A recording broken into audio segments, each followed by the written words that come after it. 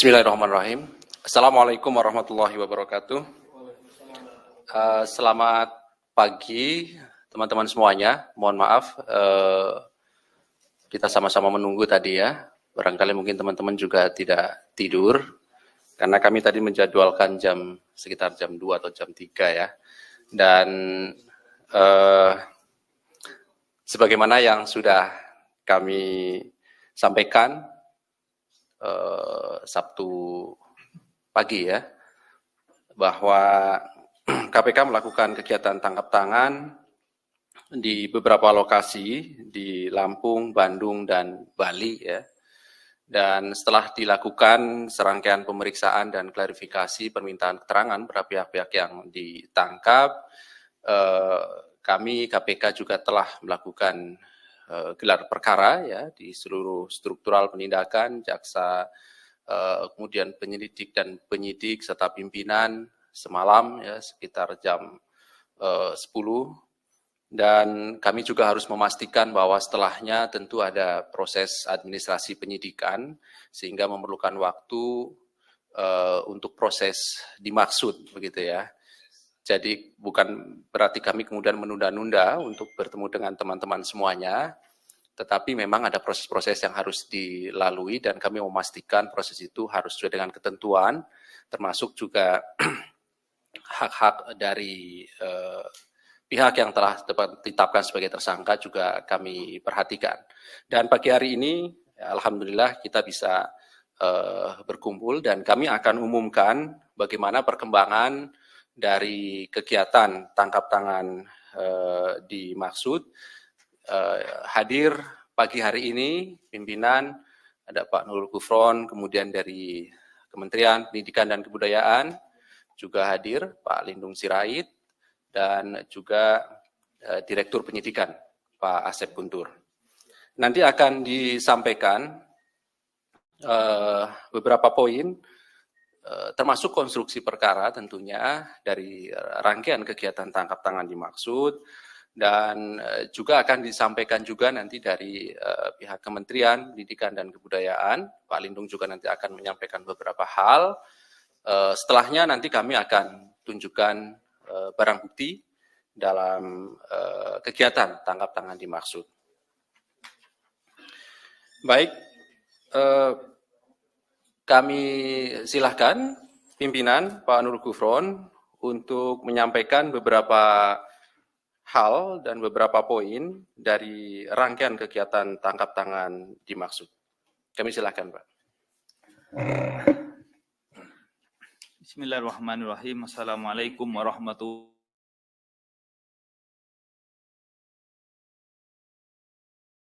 wabarakatuh. Salam kebajikan. Sebagaimana disampaikan oleh Mas Ali, kami akan menyampaikan konferensi pers mengenai pengumuman atas penahanan para tersangka dugaan tindak pidana korupsi, suap dan gratifikasi oleh penyelenggara negara atau yang mewakilinya terkait penerimaan calon mahasiswa baru pada Universitas Lampung tahun 2022. Hari ini kami akan menyampaikan informasi terkait kegiatan tangkap tangan atas dugaan tidak pidana korupsi berupa suap dan gratifikasi oleh penyelenggara negara atau yang mewakilinya terkait penerimaan calon mahasiswa baru pada Universitas Lampung tahun 2022. Pada kegiatan tangkap tangan yang telah KPK lakukan pada hari Jumat tanggal 19 Agustus 2022, sekitar pukul 21.00 WIB, tim KPK telah mengamankan 8 orang di wilayah Lampung, Bandung, dan Bali. Pertama, Saudara KRM, Rektor Universitas Lampung periode 2020-2024. 2, HY, Wakil Rektor 1 Bidang Akademik Universitas Lampung. 3, MB, Ketua Senat Universitas Lampung. 4, BS, Kepala Biro Perencanaan dan Hubungan Masyarakat Universitas Lampung. 5, ML, dosen. 6 HF, Dekan Fakultas Teknik Universitas Lampung. 7 AT, Ajudan KRM. 8 AD, swasta. Selain itu ada 2 orang yang turut diperiksa setelah bersangkutan hadir menemui tim KPK di gedung KPK, yaitu Saudara AS, Wakil Rektor 2, Bidang Administrasi Umum dan Keuangan UTS Lampung. 10 TW, staf HY. Selanjutnya, konstruksi dan kronologis akan dibacakan oleh Direktur Penyidikan, yaitu Bapak Asep. Kami persilahkan Pak Asep untuk menjelaskan tentang kronologis kegiatan tangkap tangan KPK tersebut. Silakan. Baik, terima kasih pimpinan. Rekan-rekan media sekalian, kronologis tangkap tangan dimulai dengan adanya laporan dari masyarakat yang diterima KPK terkait dengan dugaan korupsi pada penerimaan mahasiswa di Universitas Lampung tahun 2022. Tim kemudian pada hari Jumat tanggal 19 Agustus 2022 sekitar pukul 21.00 WIB bergerak ke lapangan dan menangkap serta mengamankan beberapa pihak yang diduga sedang melakukan tindak pidana korupsi di Lampung dan Bandung. Kemudian juga ada yang ke Bali. Adapun pihak yang ditangkap di Lampung adalah ML, HF, HY beserta dengan barang bukti uang tunai sebesar Rp414.500.000, kemudian slip setoran deposito di salah satu bank sebesar Rp800 juta, dan kunci safe deposit box yang diduga berisi emas yang setara dengan 1,4 miliar. Kemudian pihak yang ditangkap di Bandung adalah KRM, BS, MB, dan AT, beserta barang bukti kartu ATM dan buku tabungan sebesar 1,8 miliar. Dan yang ditangkap di Bali adalah Saudara AD. Pihak-pihak dan barang bukti selanjutnya dibawa ke Gedung Merah Putih KPK untuk dilakukan pemeriksaan lebih lanjut.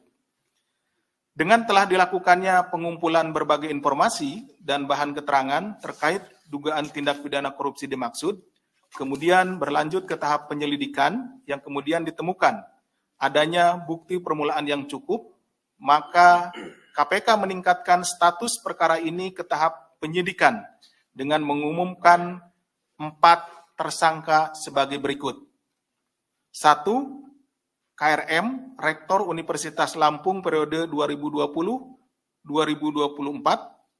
2. HY, Wakil Rektor 1 Bidang Akademik Universitas Lampung. 3. MB, Ketua Senat Universitas Lampung. Dan 4. AD, swasta. Untuk keperluan proses penyidikan, tim penyidik melakukan upaya paksa penahanan kepada para tersangka untuk 20 hari ke depan, terhitung mulai tanggal 20 Agustus 2022 sampai dengan 8 September 2022 di rutan KPK sebagai berikut. 1. KRM ditahan di rutan pada Gedung Merah Putih. 2. HY ditahan di rutan pada Pomdam Jaya Guntur. 3. MB ditahan di rutan KPK pada Pomdam Jaya Guntur. Dan 4, sedangkan AD penahanannya terhitung mulai tanggal 21 Agustus. Karena ini ada perbedaan waktu pada saat penangkapan. Jadi AD ditangkap belakangan. Untuk AD mulai 21 Agustus sampai dengan 9 September 2022 di rutan KPK pada Pomdam Jaya Guntur. Konstruksi perkara sebagaimana dijelaskan oleh Pak Dirsidik tersebut kepada kualifikasi dugaan tidak pidana korupsinya dapat kami gambarkan sebagai berikut. Jadi di tahun 2022 ini Universitas Lampung sebagai salah satu perguruan tinggi negeri ikut menyelenggarakan seleksi nasional masuk perguruan tinggi negeri atau SNPTN. Selain SNPTN, Unila juga membuka jalur khusus yaitu seleksi mandiri masuk Universitas Lampung dengan jalur mandiri ini yang disebut dengan Simanila untuk tahun akademik 2022. Saudara KRM yang menjabat sebagai Rektor Universitas Lampung periode 2020 sampai 2024 memiliki wewenang salah satunya terkait mekanisme dilaksanakannya Simanila tersebut, sistem mandiri masuk Universitas Lampung.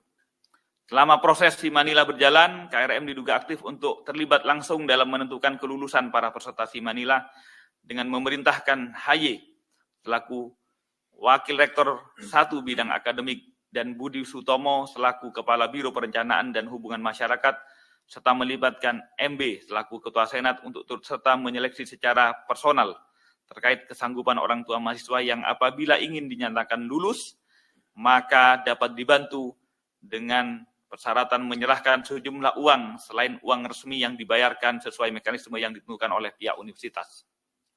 KRM juga diduga memberikan peran dan tugas khusus untuk HY, MB, dan Budi Sutomo untuk mengumpulkan sejumlah uang yang disepakati dengan pihak orang tua peserta yang sebelumnya telah dinyatakan lulus berdasarkan penilaian yang sudah diatur oleh KRM. Terkait besaran nominal, uang yang disepakati antara KRM diduga jumlahnya bervariasi berkisar antara 100 juta sampai 350 juta untuk setiap orang tua peserta seleksi yang ingin diluluskan. KRM juga diduga memerintahkan mu'alimin untuk turut mengumpulkan sejumlah uang dari para orang tua peserta seleksi yang ingin dinyatakan lulus oleh KRM. AD sebagai salah satu keluarga calon peserta seleksi Simanila diduga menghubungi saudara KRM untuk bertemu dan dengan tujuan menyerahkan sejumlah uang karena anggota keluarganya dinyatakan lulus Simanila atas bantuan KRM. Mu'alimin selanjutnya atas perintah KRM mengambil titipan uang tunai sejumlah 150 juta dari AD di salah satu tempat di Lampung. Seluruh uang yang dikumpul KRM melalui mu'alimin yang berasal dari orang tua calon mahasiswa diluluskan berjumlah 603 dan telah digunakan oleh saudara KRM sebesar 575 juta.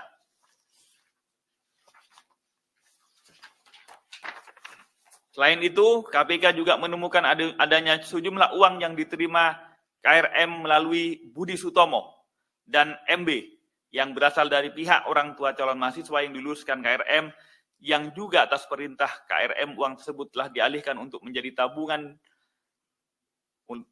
tabungan, deposito, emas batangan dan juga masih tersimpan dalam bentuk uang tunai yang totalnya senilai 4,4 miliar. Atas perbuatan tersebut, para tersangka kami sangkakan melanggar pasal sebagai berikut. AD selaku pemberi disangkakan melanggar pasal 5 ayat 1 huruf A atau pasal 5 ayat 1 huruf B atau pasal 13 Undang-Undang 3199 Jungto 20/2001 tentang pemberantasan tindak pidana korupsi. KRM, HY, dan MB selaku penerima disangkakan melanggar pasal 12 huruf A atau 12 huruf B atau pasal 11 Undang-Undang 3199 Jungto 20/2001 tentang pemberantasan tindak pidana korupsi Jungto pasal 55 ayat 1 ke 1. Modus suap penerimaan mahasiswa baru ini tentu mencoreng dan juga mengironikan kita semua karena suap ini terjadi di dunia pendidikan di mana kita berharap dunia pendidikan mampu mencetak ilmu dan kader-kader bangsa yang kita harapkan ke depan bisa memberantas dan juga mencegah korupsi. Manipulasi yang dilakukan pada tahap penerimaan menjadi pintu awal manipulasi berikutnya. Kader-kader bangsa yang diharapkan dapat dididik di lembaga pendidikan yang harapannya ke depan menjadi generasi bangsa pemberantas korupsi, kemudian kita menjadi tidak memiliki harapan. Oleh karena itu, sekali lagi, KPK melalui penindakan telah menangani berbagai modus perkara di sektor pendidikan ini. Melalui strategi pencegahan telah mendorong perbaikan sistem dan tata kelola penyelenggaraan pendidikan mulai dari rekrutmen mahasiswa baru. KPK memang telah melakukan kajian dan menilai bahwa penerimaan mahasiswa baru melalui jalur mandiri kurang terukur, kurang transparan, dan kurang berkepastian. Sesungguhnya kami memahami bahwa jalur mandiri ini adalah jalur afirmasi untuk mahasiswa-mahasiswa ataupun calon-calon mahasiswa baru dengan kebutuhan-kebutuhan khusus. Misalnya daerah tertinggal, misalnya mahasiswa yang tidak mampu dan lain-lain. Itu semua untuk tujuannya adalah mulia. Namun karena jalur mandiri ini ukurannya sangat lokal, tidak transparan, dan tidak terukur, maka kemudian menjadi tidak akuntabel. Karena tidak akuntabel, maka kemudian menjadi celah terjadinya tindak pidana korupsi. Oleh karena itu, sekali lagi KPK berharap ke depan proses rekrutmen, mau apapun namanya, ada jalur mandiri ataupun jalur afirmasi yang lain, bukan soal mandirinya, bukan soal namanya, tetapi mekanismenya harus diperbaiki menuju lebih terukur, lebih akuntabel, dan lebih partisipan, ya, lebih partisipatif, supaya kemudian masyarakat bisa lebih turut mengawasi. Itu yang kami harapkan, dan mudah-mudahan kejadian ini untuk dunia pendidikan tinggi, mudah-mudahan kejadian terakhir, dan kami tak berharap untuk adanya tindak pidana korupsi lebih lanjut di dunia pendidikan tinggi. Demikian yang dapat kami sampaikan. Selanjutnya kami juga didampingi inspektorat dari Kementerian Pendidikan dan Kebudayaan. Mungkin nanti akan menyampaikan beberapa hal tentang kegiatan tangkap tangan ini dan komitmennya ke depan. Saya kembalikan ke Pak Ali. Terima kasih. Wassalamualaikum warahmatullahi wabarakatuh. Terima kasih pimpinan Pak Nurul dan Pak Asep Guntur. Berikutnya kami persilahkan Pak Lindung Sirait dari Inspektorat Kementerian Pendidikan dan Kebudayaan untuk menyampaikan beberapa hal pada kesempatan pagi ini. Kami silakan, Pak.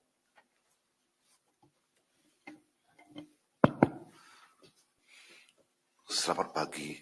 Assalamualaikum warahmatullahi wabarakatuh. Salam sejahtera. Om Swastiastu. Salam kebajikan buat kita semua.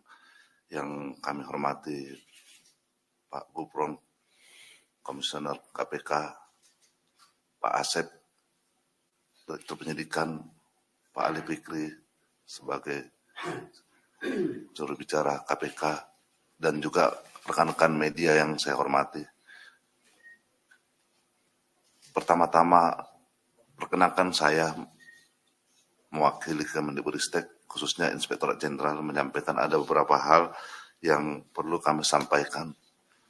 Yang pertama, Kemendikbudristek sangat prihatin dan menyesalkan terjadinya masalah ini.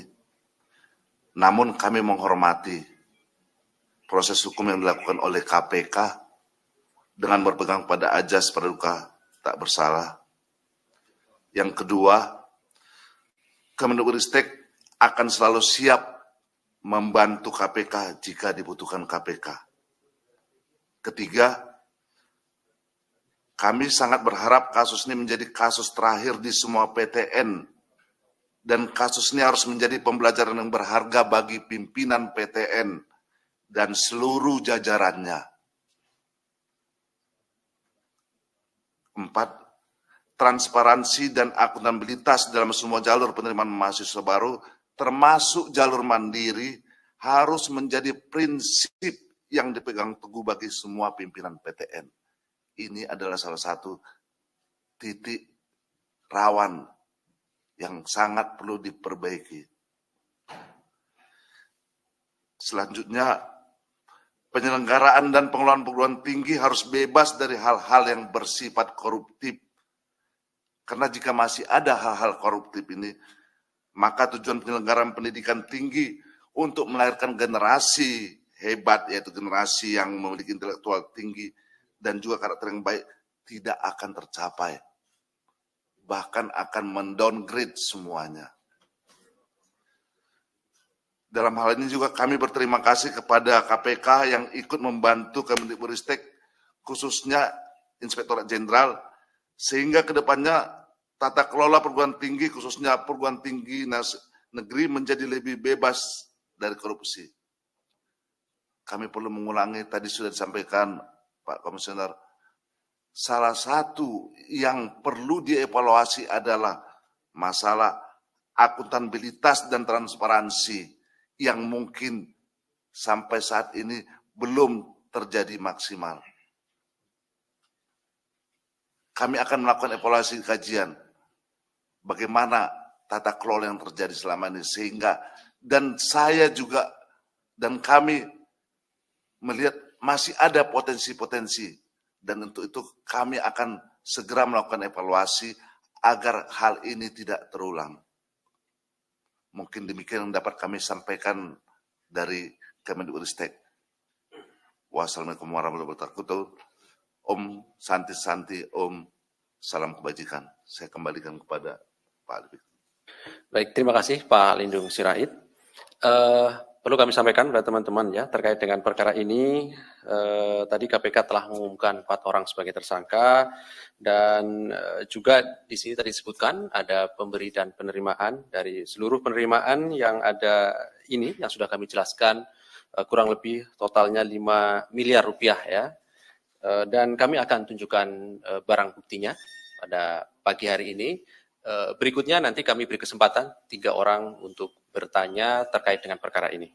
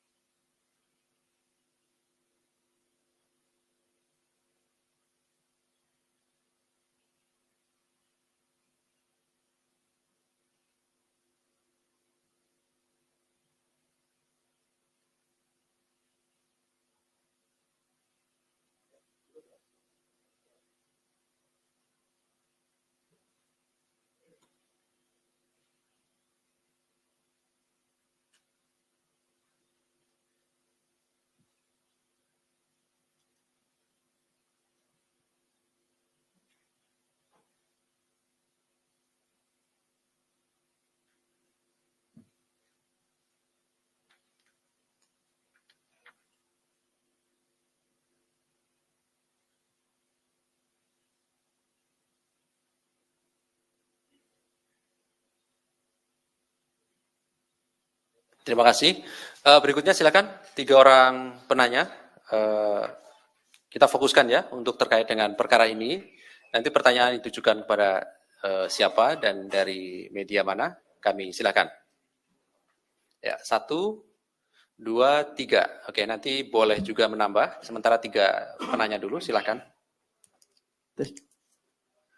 Selamat pagi pimpinan ya. Pak Gufron, Pak Asep, Pak Ali, dan Pak Lindung.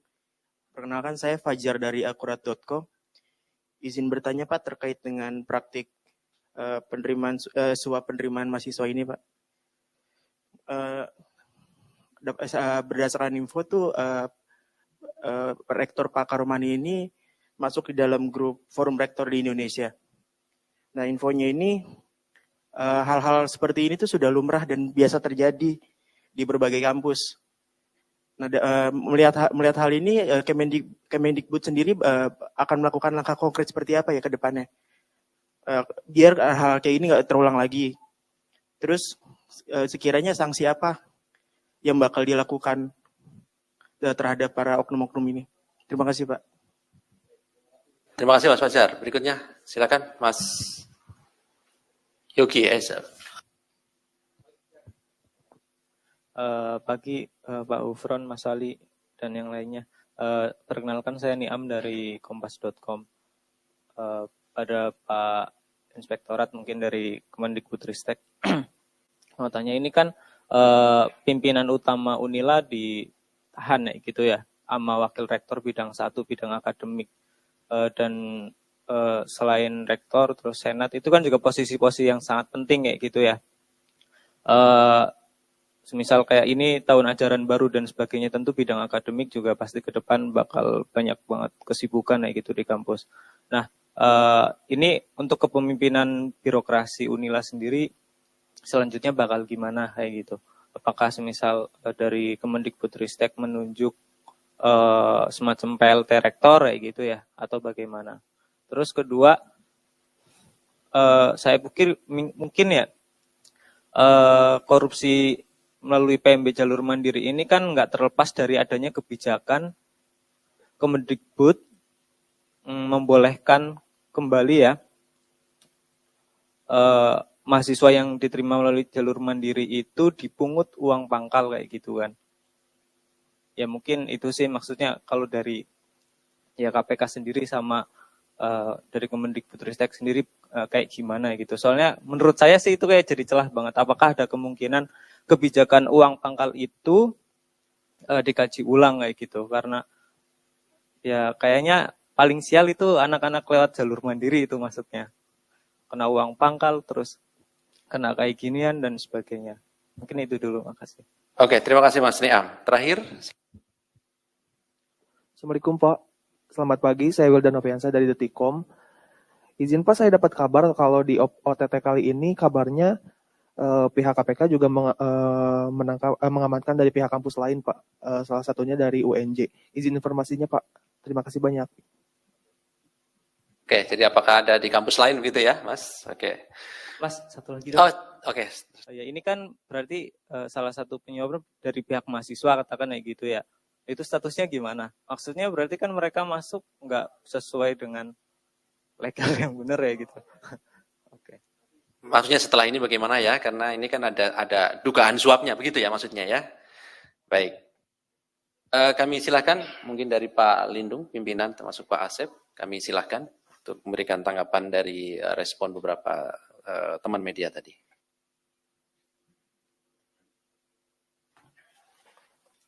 Mungkin dari saya pertama, kalau pertanyaannya tadi dari Pak Fajar tadi ya, ini kan masalah forum rektor.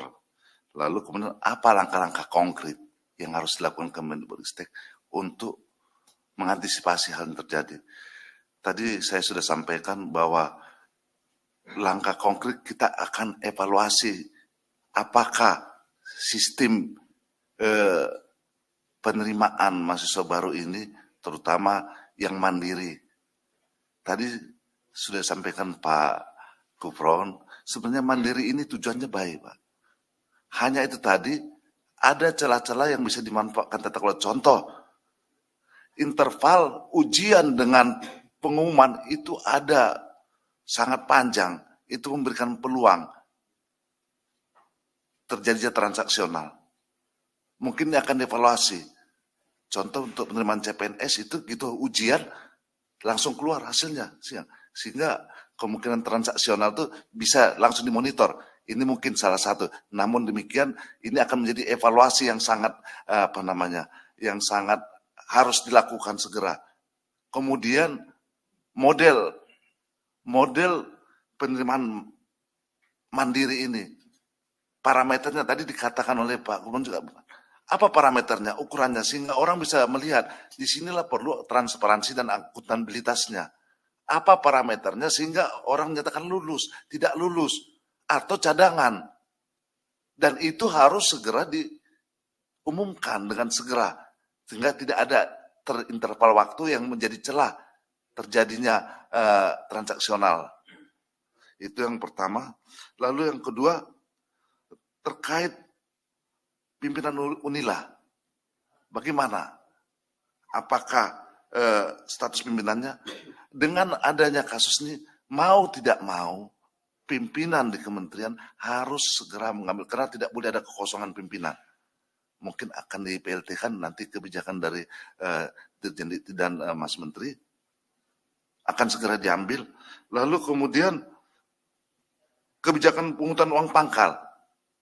Nah, memang benar Kemendikbud memberikan peluang kepada Rektorat Universitas untuk ada namanya PTN Satker, ada PTN BLU, ada PTN Badan Hukum.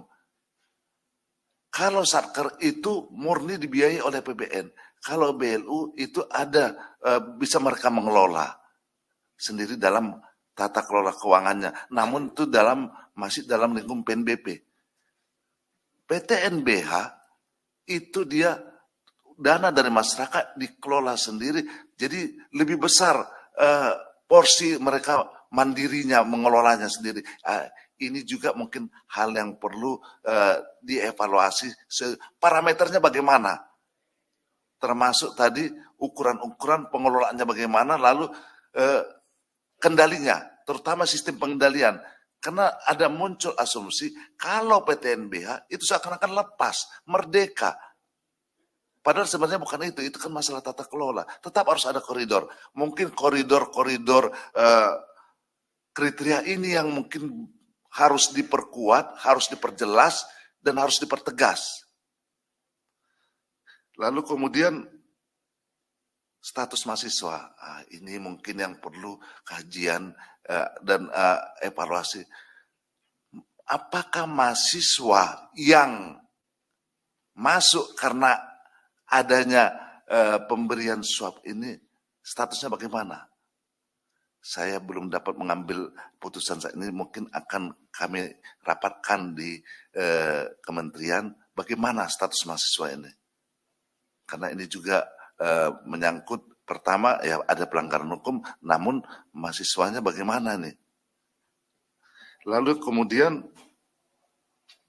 apakah ada yang lain? Mungkin saya untuk pertanyaan ketiga mungkin bukan ranah saya, namun untuk pertanyaan pertama dan kedua itu yang bisa saya sampaikan. Terima kasih. Terima kasih Pak Lindung. Ada beberapa hal yang saya sampaikan ya. Jadi kalau proses hukum utamanya penyelidikan, mohon maaf sekali lagi kami tidak bisa menanggapi dan juga memberikan keterangan karena sekali lagi yang akan itu tidak akan kami sampaikan. Kalau akan kami sampaikan, Anda tidak akan dapat berita nanti karena tidak ada yang ditangkap nanti. Pertama begini, kebijakan Kemendikbud, jadi tentang uang pangkal, tentang jalur mandiri, itu bukan masalah uang pangkalnya. Mau uang pangkalnya berapapun, tapi berkepastian, misalnya dipungut, anggap sudah dipungut 100 juta, atau dianggap dipungut 500 juta. Tapi ketentuannya jelas, pasti, tidak masalah. Yang tidak pasti itu yang mengakibatkan tidak jelas ukurannya, tidak pasti, tidak akuntabel, tidak partisipatif dan transparan. Di situ celah kemudian ada korupsinya, bukan pada salah uang pangkalnya. Juga bukan masalah pada jalur mandirinya, bukan. Jalur mandiri asalkan pasti. Yang ini untuk apa? Untuk ini ukurannya apa? Partisipatif, masyarakat bisa melihat, transparan, itu nggak masalah. Tidak akan menimbulkan jalur yang yang bisa menimbulkan kerawanan korupsi. Tapi kalau kemudian dibuka peluang otonom untuk ngatur sendiri dan tidak ada koridornya, itu sesungguhnya memberi ruang potensi untuk terjatuh pada korupsi. Itu yang kami harapkan teman-teman dari Kemendikbud mengevaluasinya. Jadi silahkan membeli jalur untuk otonom, tapi otonomnya terukur. Otonomnya terukur, tidak kemudian tidak terukur. Itu yang kemudian sekali lagi ini celah dan kemudian potensi menjatuhkan banyak perguruan tinggi untuk terjatuh kepada korupsi. Itu yang kami harapkan. Kedua, tentang kepemimpinan sudah ya, status mahasiswanya. Status mahasiswanya ini kan urusan administrasi. Jadi rekrutmen mahasiswa baru sampai kelulusan itu adalah administrasi akademik. Kalau ada cacat yuridis di dalamnya, nah, tentu kemudian di masing-masing perguruan tinggi itu ada aturan masing-masing ya. Nah, soalnya misalnya contoh kita rekrut SDM, naikkan pangkat SDM. Kalau ada cacat yuridis yang ditemukan yaitu salah satunya korup, tentu kemudian ada konsekuensi administrasinya. Nah, nanti bagaimana konsekuensinya? Tentu diatur di masing-masing perguruan tinggi. Kami KPK menghormati. Yang jelas KPK hanya akan melakukan kewenangannya dalam proses penegakan hukum korupsinya. Persoalan administrasi konsekuensinya bagi mahasiswanya itu kami menghormati peraturan di masing-masing peraturan administrasi akademik perguruan tinggi masing-masing, termasuk juga di peraturan pendidikan tinggi di Kemendikbud. Kami pasrahkan saja ke Kemendikbud maupun ke Unilah. Saya kira begitu, termasuk juga kepemimpinan lebih lanjut. Pasti kepemimpinan tetap harus berlangsung. Pelayanan publik berupa pendidikan tinggi di Unilah harus tetap jalan. Persoalan person itu kami lakukan secara hukum pidana, tapi administrasi penggantian atau PLT dan lain-lainnya, saya yakin di mekanisme pengisian jabatan itu sudah diatur. Jadi pasti akan berlanjut tentang layanan pendidikannya. Kami tidak akan masuk ke sana, sebagaimana sudah disampaikan dari Inspektorat Kemendikbud telah menjamin berlangsungnya pendidikan di Unilah akan tetap berjalan. Saya kira begitu. Saya kembalikan ke Mas Ali. Baik, terima kasih Pak Nurul Gufron. Saya beri kesempatan kalau ada terakhir, atau sudah cukup? Sudah cukup ya, kelihatannya Mas Imam juga sudah ngantuk gitu Mas. Baik, terima kasih rekan-rekan semuanya atas kehadiran pada pagi hari ini, tetap semangat, dan terima kasih juga pada Pak Inspektur, kemudian pimpinan KPK, Pak Asep, selaku Dirdik KPK. Kami akhiri, Assalamualaikum warahmatullahi wabarakatuh.